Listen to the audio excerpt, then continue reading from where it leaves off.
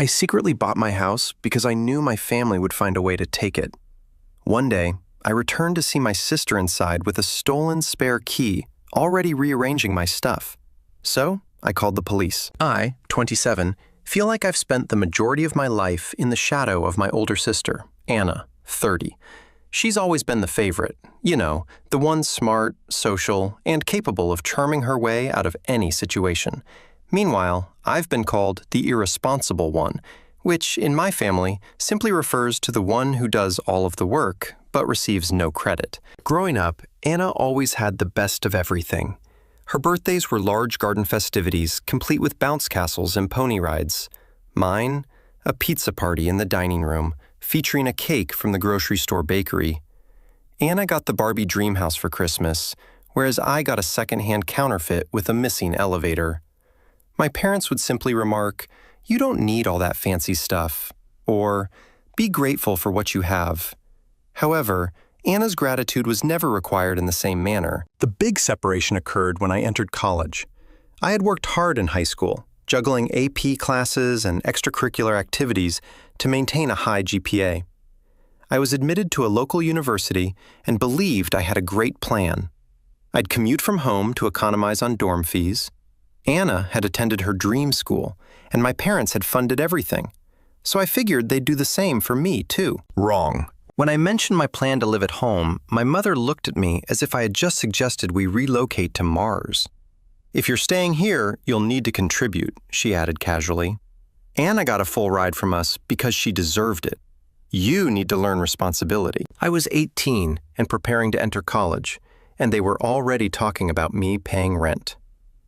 The contribution turned out to be $400 per month for rent and electricity, plus my personal groceries. That may not seem like much unless you're a broke college student working part-time at a bookstore for $9 per hour. I attempted to explain, reminding them that they had covered everything for Anna, that she had never had to worry about money at school. Mom simply shrugged. "We gave Anna what she needed," she stated. "You're different. You're independent. You'll figure it out." So, I did. I worked as many hours as I could at the bookshop, occasionally skipping meals to make ends meet.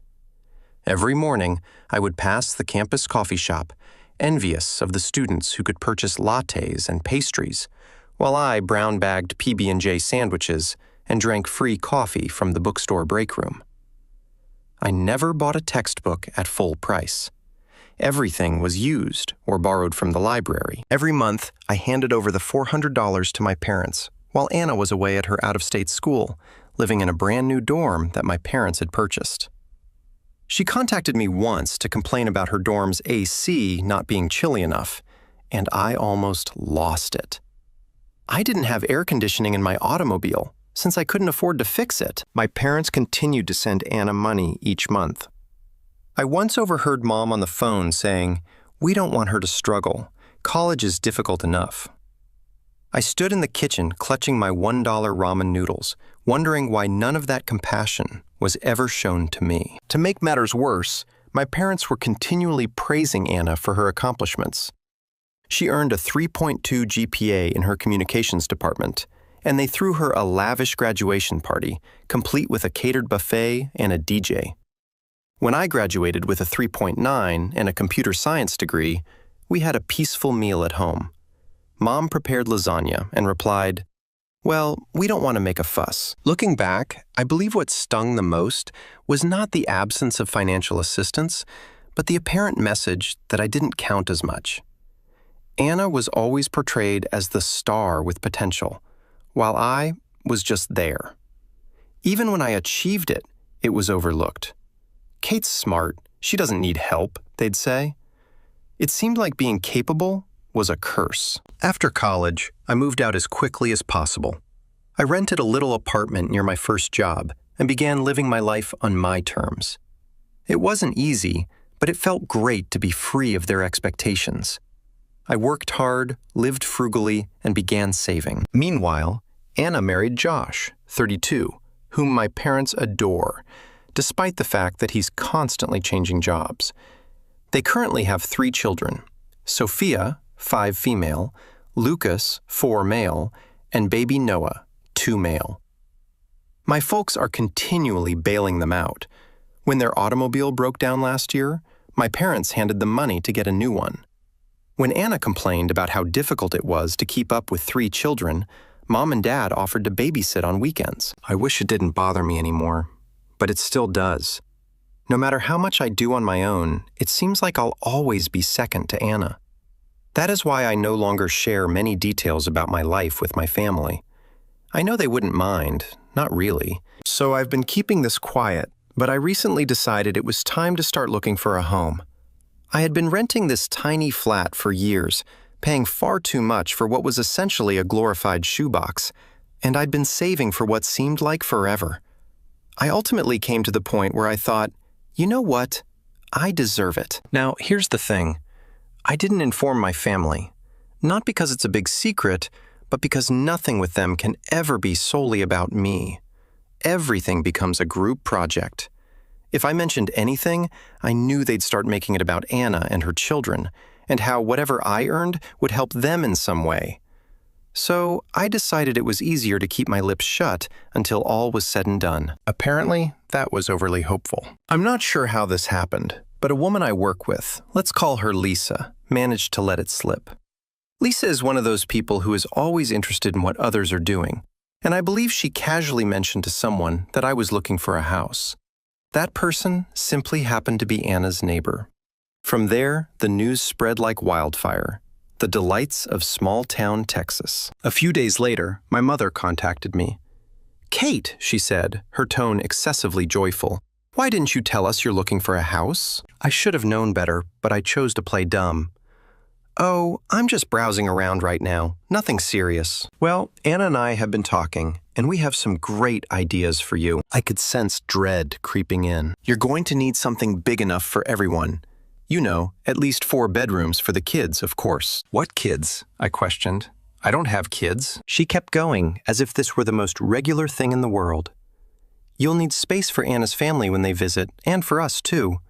Oh, and it'd be great if it was close to Anna's place. I'm not sure why I was startled. She had already turned my potential house into the solution to their issues. I said something non-committal and hung up the phone as quickly as I could, thinking it was a one-time occurrence. But oh dear, it wasn't. My mom and Anna began flooding me with house listings after that. I'm not exaggerating when I say it turned into a part-time job for them. Every day, I'd receive at least a dozen links to ludicrous houses, large homes with 4 or 5 bedrooms, pools, 3-car garages, and the works. It was as if they assumed I was looking for a reality TV mansion. One day, Mom texted, "Did you see that one on Maple Street?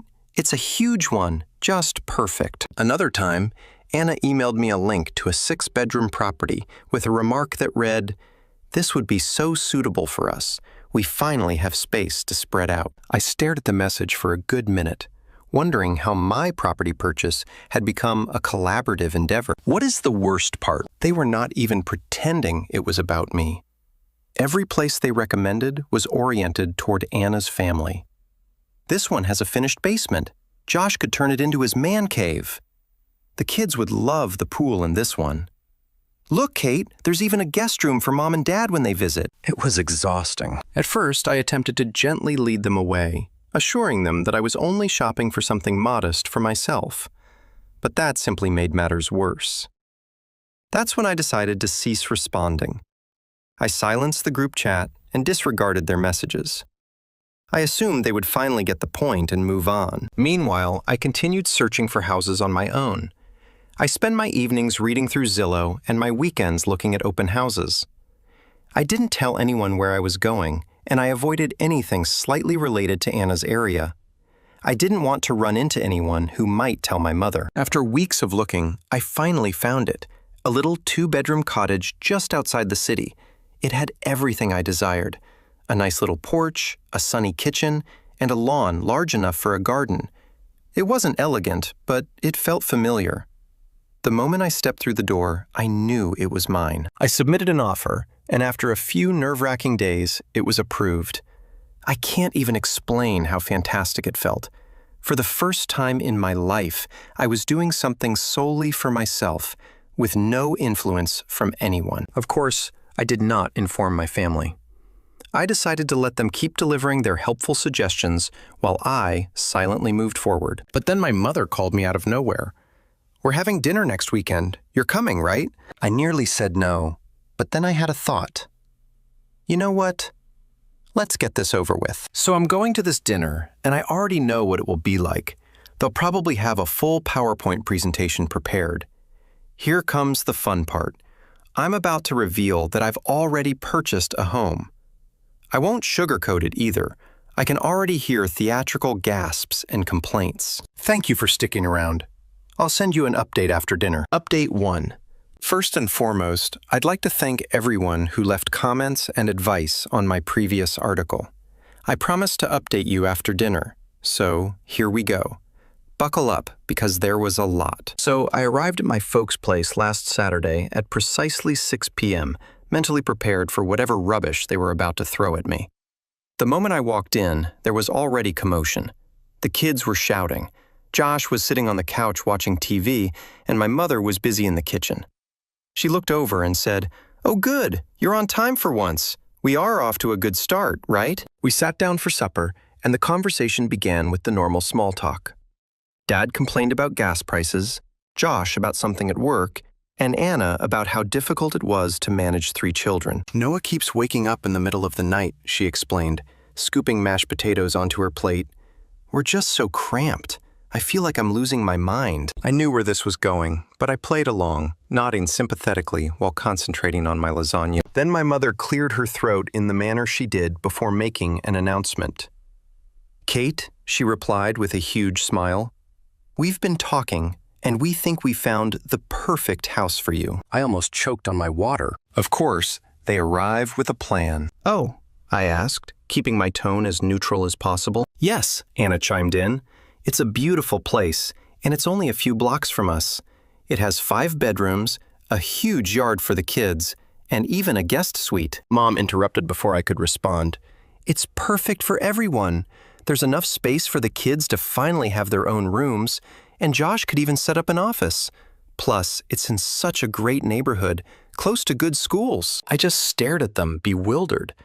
They weren't even pretending it was about me anymore. "So," Anna replied, smiling as if everything was settled, "we can go see it tomorrow if you want." That's when I decided I'd had it. "Actually," I responded, setting down my fork, "I've already bought a house." The room went completely silent. Even the children stopped making noise. "What?"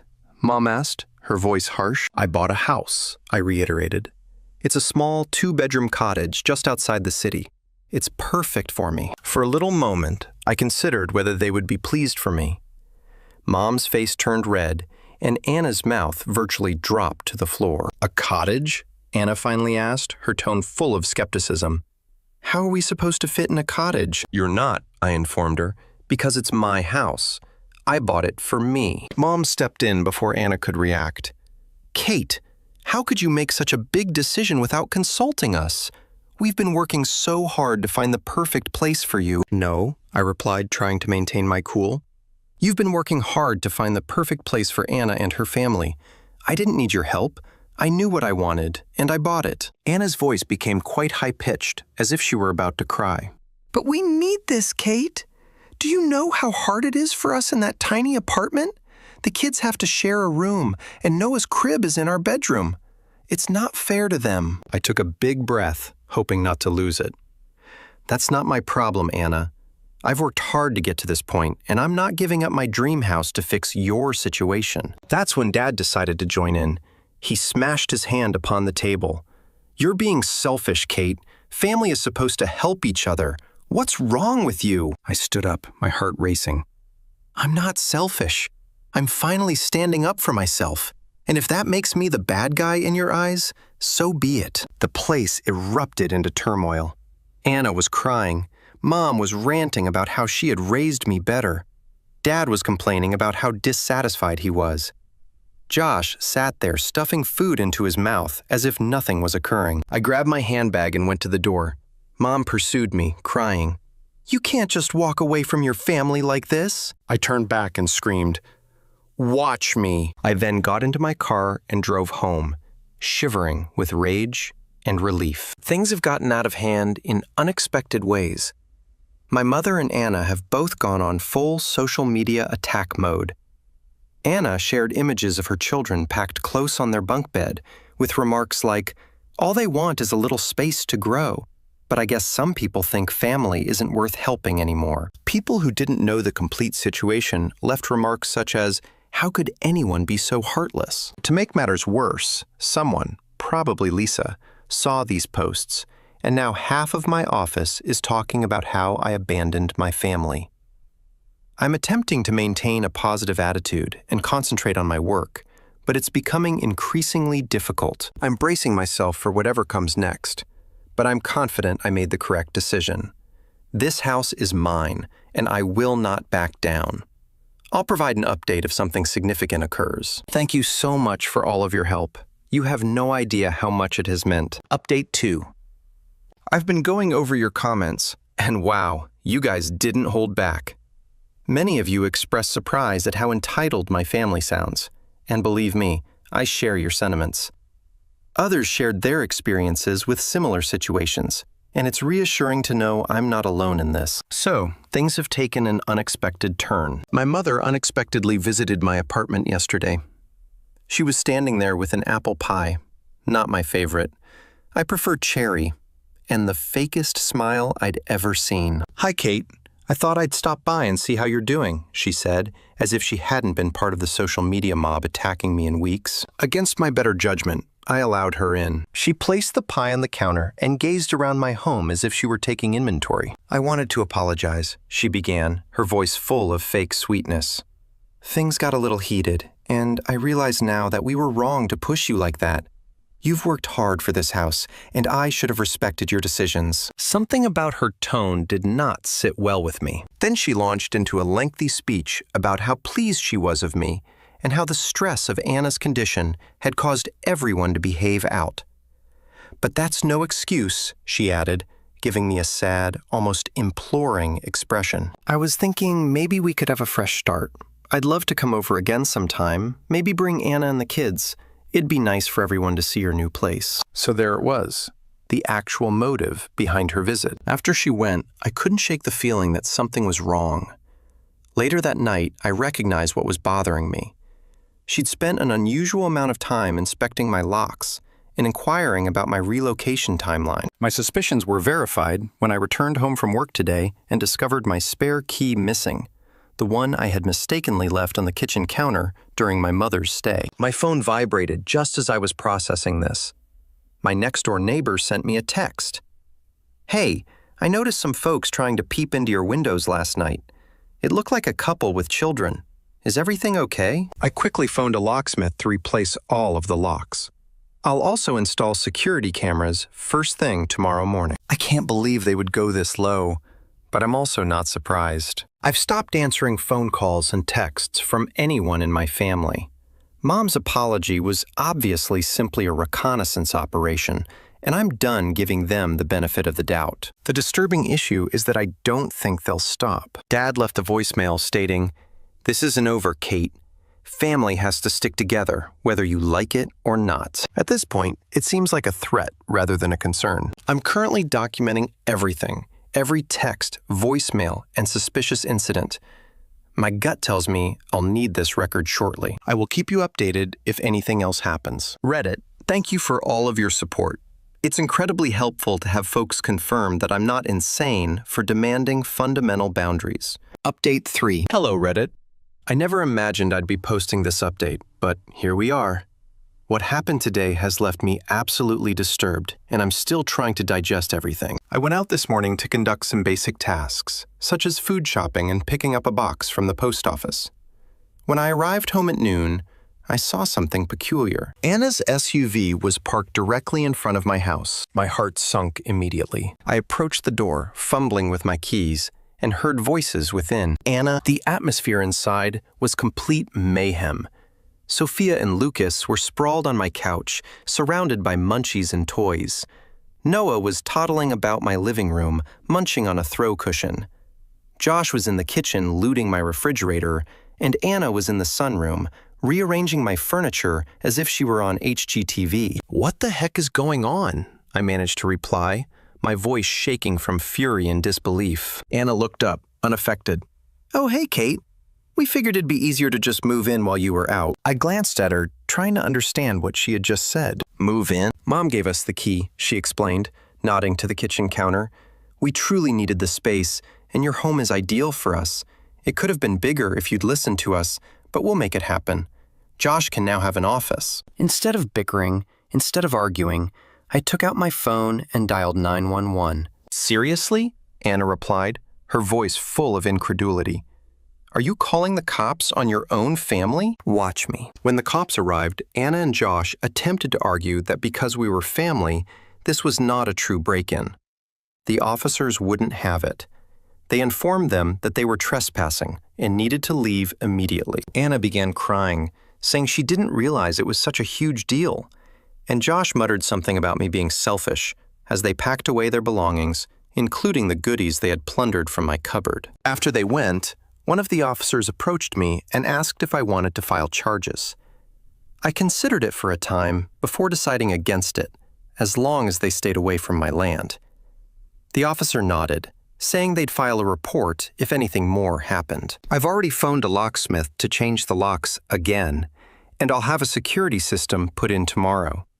I've also hired a lawyer to create an official cease and desist letter to deliver to my parents, Anna, and Josh. The letter describes everything they've done and expresses that if they continue to harass me, I will not hesitate to take legal action. I still can't believe my own sister felt this was appropriate, and my mother gave them the key. I don't even have words for it. I will keep you updated if anything else happens, but perhaps this is the final straw. I am done giving them opportunities. Blood is not always thicker than water, particularly when it is dangerous. Update 4. I'd like to begin by thanking everyone who has followed this wild trip. After all of your comments and support, I believe I owe you a final report on the issue. Yes, I mean final, because I have formally severed all relations with my family. First came the guilt-inducing phone calls. Every single relative, including those I hadn't spoken to in years, began phoning me. My aunt, who hardly recognized my existence growing up, left a voicemail that read, "How can you do this to your sister? Family has to stick together." Then my parents launched a smear campaign in our town. Mom shared photos of my house on Facebook. I'm not sure how she obtained them, with sentiments like, "It's so sad when someone forgets where they came from. Family sacrifices so much for you, and this is how they repay you?"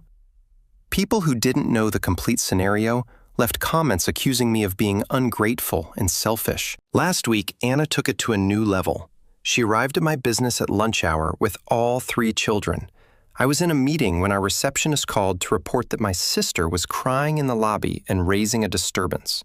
By the time I arrived, half of my coworkers had gathered to witness Anna theatrically tell how I was leaving her children homeless. I drew her aside and ordered her to leave. She responded by letting the kids run around the office while yelling about how I had plenty of space but was too selfish to share. Security had to take them out, and I had to have an embarrassing chat with my manager about keeping my personal concerns out of the office. The final straw arrived yesterday. My parents scheduled an intervention at their home. They informed my grandmother that I was suffering a mental breakdown and required family support.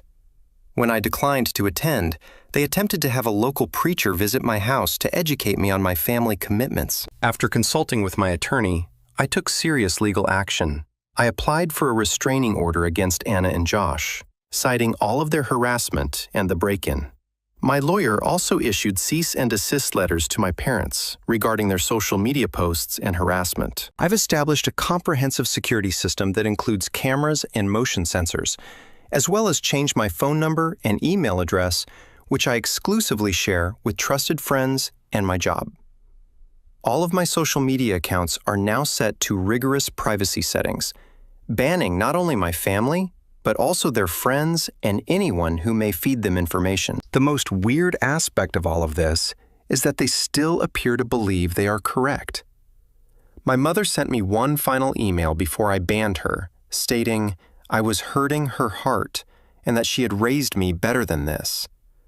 She still doesn't get that this isn't about being mean or selfish.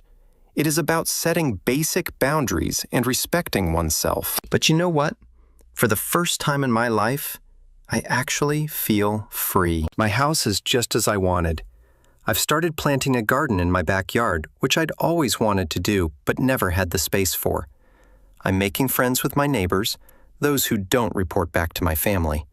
I even adopted a cat who is now snoozing in my sunny window. She is also not obligated to share her space with anyone she does not want to. Last weekend, I had a little housewarming celebration with some of my coworkers.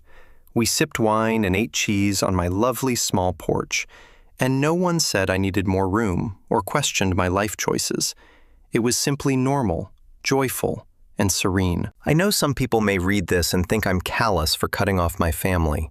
But after 27 years of being treated as a backup plan, an ATM, and a solution to everyone else's issues, I'm finally putting myself first.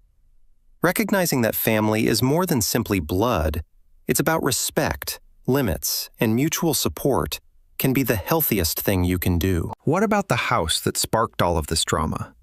It's become my haven. Every morning I wake up in my house, decorated exactly how I want it, with no one else's expectations to meet but my own. And I know I made the correct decision. Thank you to everyone on Reddit who has supported me on this trip. Your comments, guidance, and shared experiences helped me keep going when I was doubting myself. To those who shared similar stories, you helped me realize I wasn't alone in demanding fundamental boundaries. And to those who are now suffering with similar familial problems, remain strong. You deserve to live your life on your own terms. I probably won't be updating my tale anymore, partially because I've cut off all communication with my family, and partially because I'm ready to go on with my life. But I'll still be on Reddit, possibly assisting others who are in similar positions. Thank you all again.